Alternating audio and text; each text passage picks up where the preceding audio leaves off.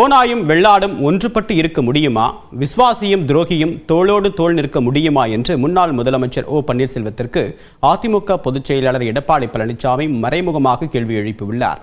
முன்னாள் முதலமைச்சர் ஜெயலலிதாவின் 77வது பிறந்தநாளை முன்னிட்டு அதிமுக தொண்டர்களுக்கு அந்த கட்சியின் பொதுச் செயலாளர் எடப்பாடி பழனிசாமி கடிதம் எழுதியுள்ளார். அதில் எப்போது தேர்தல் வரும் என்று, அதிமுக அரசு எப்போது மீண்டும் ஆட்சி அமைக்க வாய்ப்பு கிடைக்கும் என்று மக்கள் காத்துக் கொண்டிருப்பதாக கூறியுள்ளார்.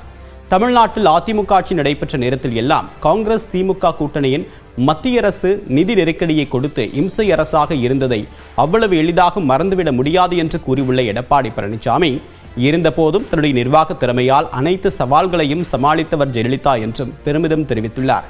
இன்றைய திமுக அரசு இருமொழிக் கொள்கையை காப்பாற்றக்கூட திறனற்றதாக உள்ளதாகவும் விமர்சித்துள்ளார். பதவிக்காகவும் பணம் சேர்ப்பதற்காகவும் கட்சியை காட்டிக் கொடுக்க தயாராகி இருந்த திரைமறைவு அரசியல் பேராசைக்காரர்களின் கனவுகளும் கற்பனைகளும் காகித ஓடம் போல் கால வெள்ளத்தில் அடித்து செல்லப்பட்டு விட்டதாகவும் எடப்பாடி பழனிசாமி கூறியுள்ளார். ஓநாயும் வெள்ளாடும் ஒன்றுபட்டு இருக்க முடியுமா? விஸ்வாசியும் துரோகியும் தோளோடு தோள் நிற்க முடியுமா என்றும் கேள்வி எழுப்பியுள்ளார். மேலும் அதிமுக தலைமையிலான சிறப்புமிக்க வெற்றி கூட்டணி அமைய உள்ளதாகவும் எடப்பாடி பழனிசாமி கூறியுள்ளார்.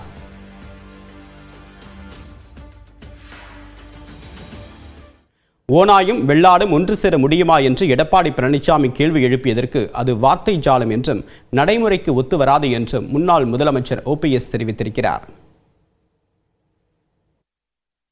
பயிரோட சேர்ந்த கலைகளும் விவசாயம் பண்ண முடியுமா? துறையோட சேர்ந்த விவசாயத்தையும் எப்படி வார்த்தை ஜாலத்துக்கு தான் இது ஒத்து வரும், நடைமுறைக்கு ஒத்து வராது. விஸ்வாசியும் துரோகியும் தோளோடு தோள் நிற்க முடியுமா என்று எடப்பாடி பழனிசாமி கேள்வி எழுப்பியிருக்கக்கூடிய நிலையில் யார் துரோகி என்று உலகிற்கே தெரியும் என்று அமமுக பொதுச் செயலாளர் டிடிவி தினகரன் பதிலடி கொடுத்துள்ளார். சென்னையில் நியூஸ் 18 தொலைக்காட்சிக்கு பேட்டியளித்தவர் ஜெயலலிதாவின் தொண்டர்கள் ஓரணியில் திரள்வது உறுதி என்றும் கூறியுள்ளார். அது ஓனாய் எப்படிதானே சொல்லும். அம்மாவின் தொண்டர்கள்ங்கிற பயிருக்கு இடையில முளைத்த கலை யாருன்னு மக்களுக்கு தெரியும். இன்னொன்று, துரோகத்திற்கு பெயர் பெற்றவர் பழனிசாமி. தவள் பதவி வாங்கிட்டு அவர் ஆட்சி ஓட்டெடுப்பில் வெற்றி பெறுவதற்கு காரணமாக இருந்தவர்களுக்கும், தொடர்ந்து ஆட்சி நடைபெறுவதற்கு துணையாக இருந்தவர்களுக்கும், இந்த ஆட்சியை காப்பாற்றி கொடுத்தவர்களுக்கும் துரோகம் செய்து உலகமாக துரோக சாதனையாளர்னு பெயர் பெற்ற பழனிசாமி இன்றைக்கு ஆணவத்தில் ஆட்டம் போடுறாங்கிறது உலகத்துக்கே தெரியும்.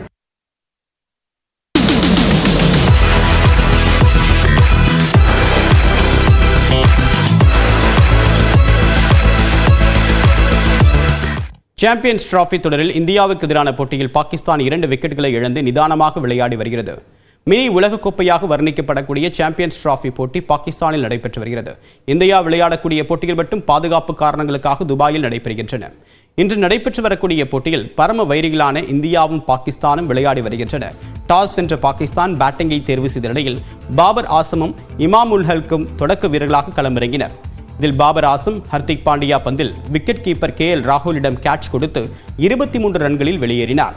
இமாம் உல் ஹக் 1 ரன்னுக்கு ஆசைப்பட்டு 10 ரன்களில் ரன் அவுட் ஆனார். இதையடுத்து ஜோடி சேர்ந்த கேப்டன் முகமது ரிஸ்வானும் சவுத் சகீலும் நிதானமாக ரன் சேர்த்தனர். சவுத் சகீல் 62 ரன்களிலும் ரிஸ்வான் 46 ரன்களிலும் ஆட்டமிழந்தனர். பாகிஸ்தான் அணி சற்று முன்பு வரை 36 ஓவர்களில் 4 விக்கெட் இழப்பிற்கு 159 ரன்களை கடந்து விளையாடி வருகிறது. தமிழ்நாடு விளையாட்டு மேம்பாட்டு ஆணையம் சார்பில் சென்னை மெரினாவில் இந்தியா பாகிஸ்தான் கிரிக்கெட் போட்டியை மெகா திரையில் பார்க்க ஏற்பாடு செய்யப்பட்டுள்ளது. கடும் வெயிலையும் பொருட்படுத்தாமல் மணல் பரப்பில் அமர்ந்து கிரிக்கெட் பார்க்கக்கூடிய ரசிகர்களின் கருத்து இதோ. இந்தியா தான் வின் பண்ணும். இந்தியா பாகிஸ்தான் தான் இந்தியா தான் வின் பண்ணும். அதை நம்ம அடிச்சே சொல்லலாம். நம்ம அதுக்கு நம்ம மாற்று கருத்து இல்லை. இந்தியா தான் வின் பண்ணும். இந்தியா தான் இந்த மேட்ச் மட்டும் இல்ல, இந்த வாட்டி நம்ம தான் கப் அடிப்போம். பேட்டிங் லைனப் நல்லா ஸ்ட்ராங்கா இருக்குண்ணா. பூம்ரா இல்லாத ஒரு மிகப்பெரிய இந்தியாவுக்கு பலவீனமா தான் இருக்கு. பூம்ரா திரும்பியும் கம்பேக் கொடுக்கணும்னு நாங்க எதிர்பார்க்கிறோம். விராட் கோலி இன்னைக்கு நல்லா விளையாடணும்னு எதிர்பார்க்கிறோம். ரோஹித் சர்மா ஒரு 100 அடிச்சா நல்லா இருக்கும். சாம்பியன்ஸ் ட்ராஃபி வின் பண்ணணும்னு ஆசைப்படுறோம். ரொம்ப சந்தோஷமா இருக்கு. ஸோ இந்த நாள் இந்தியா பாகிஸ்தான் மேட்ச் இந்த மாதிரி ICC சாம்பியன் ட்ராஃபில தான் பார்க்க முடியும். நம்ம நார்மலா எந்த மேட்ச்லயும் பார்க்க முடியாது. ஸோ அதனால ஃபேமிலியோட நாங்க வந்திருக்கோம்.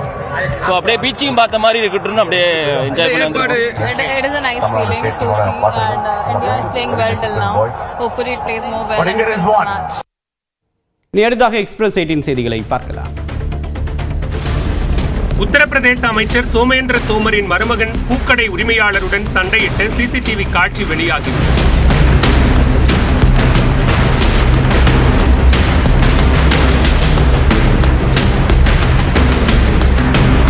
மீரட்டில் நெரிசல் மிகுந்த குறுகலான சாலையில் அமைச்சரின் மருமகன் நிகில் தனது ஸ்கார்பியோ காரில் பயணித்துக் கொண்டிருந்தார். அப்போது கடை முன்பு இருந்த பூச்செடிகள் மீது மோதாமல் இருக்க நிகிலின் காரை கடை உரிமையாளர் தடுத்து நிறுத்தியதாக கூறப்படுகிறது. இதனால் வாக்குவாதம் ஏற்பட்டு இருதரப்புக்கும் மோதலாக மாறியது.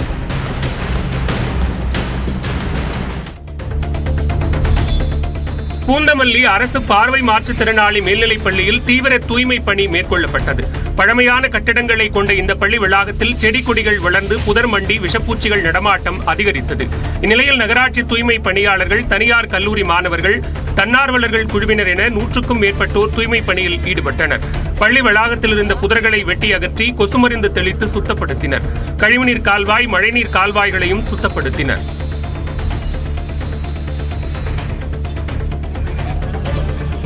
தமிழ்நாடு முதலமைச்சர் மு க ஸ்டாலின் பிறந்த நாளுக்காக ஈரோடு மாவட்டம் நம்பியூரில் திமுக சார்பில் மக்கள் முதல்வர் மாரத்தான் போட்டி நடத்தப்பட்டது. 14 முதல் 40 வயதிற்குட்பட்ட 2000க்கும் மேற்பட்ட ஆண்களும் பெண்களும் பங்கேற்றனர். வயது அடிப்படையில் 5 பிரிவுகளாக நடத்தி 10,000 ரூபாய் வரையில் ரொக்கப்பரிசு வழங்கப்பட்டது.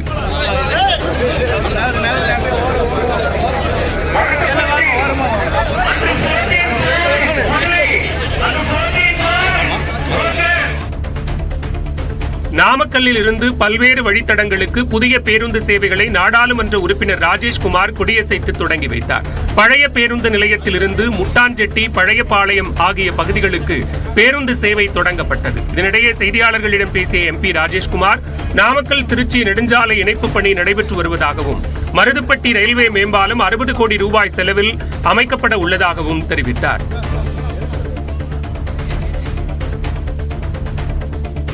கிருஷ்ணகிரி மாவட்டம் ஹோசூர் அருகே யானை தாக்கியதில் கன்றுக்குட்டி உயிரிழந்தது.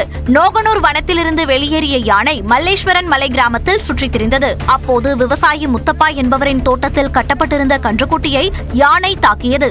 இதில் கன்றுக்குட்டி பரிதாபமாக உயிரிழந்தது. தகவல் அறிந்து சென்ற வனத்துறையினர் பட்டாசுகளை வெடித்து யானையை வனத்திற்குள் அனுப்பினர். வேலூரில் விதைகள் மற்றும் காய்கறிகள் கண்காட்சி நடைபெற்றது. மரபு காய்கறிகள் மற்றும் விதைகள் சேகரிப்பாளர்கள் கூட்டமைப்பின் சார்பில் தனியார் பள்ளியில் நடைபெற்ற கண்காட்சியில் ஏராளமானவர்கள் கலந்து கொண்டனர். நெல் ரகங்கள், கிழங்கு வகைகள், நவதானியங்கள், சிறுதானியங்கள், பாரம்பரிய அரிசிகள், பயிறு வகைகள் உள்ளிட்டவை காட்சிப்படுத்தப்பட்டிருந்தன. இயற்கை விவசாயம் குறித்து மக்களிடம் விழிப்புணர்வை ஏற்படுத்த கண்காட்சி நடத்தப்பட்டதாக ஏற்பாட்டாளர்கள் தெரிவித்தனர்.